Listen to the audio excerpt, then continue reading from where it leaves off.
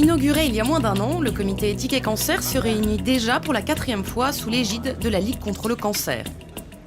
Présidé par les professeurs Francis Lara, président de la Ligue, et Axel Kahn, président de l'Université Paris-Descartes, le groupe de travail se propose de chercher des réponses éthiques à des dilemmes médicaux très concrets. L'éthique est basée sur le sens de la réciprocité, c'est-à-dire que la pensée éthique est celle qui prend totalement en compte l'intérêt d'autrui, l'intérêt de l'autre. Les membres de ce comité sont une trentaine, venus d'horizons divers. Ils sont au premier plan de la lutte contre le cancer, personnel soignant, mais aussi des militants associatifs, sans oublier bien sûr les personnes malades. Ensemble, ils vont se confronter aux questions les plus épineuses. Quels moyens sont licites pour informer le patient?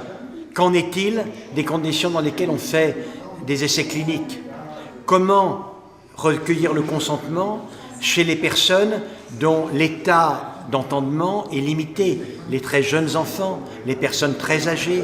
Et on voit que ces questions se posent à tous les niveaux de la lutte contre une maladie qui frappe toutes les familles de France. Un comité d'éthique, c'est une réflexion collégiale, pluridisciplinaire, qui va étudier des cas qui lui sont proposés, soit par des médecins, des infirmières, des malades, des proches, dans des situations difficiles. Il ne prend pas la décision à la place des gens qui le saisissent. Simplement, il va réfléchir, il va apporter un certain nombre d'opinions.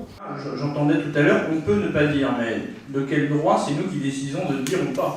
C'est terrible d'imaginer cette situation de parents qui savent et d'un enfant qui saura plus tard que les parents savaient lui ont donné.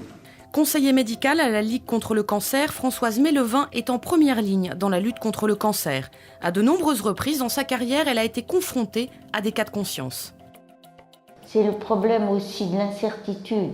Les malades n'ont jamais de promesses fermes des médecins et ça, c'est terriblement frustrant. Je pensais qu'il était important d'y réfléchir profondément avec une autre vision des choses, avec la vision éthique qui est en notre âme et conscience, qu'est-ce qui est bien de faire. Il faut informer ce préadolescent, il faut le faire avec humanité et loyauté.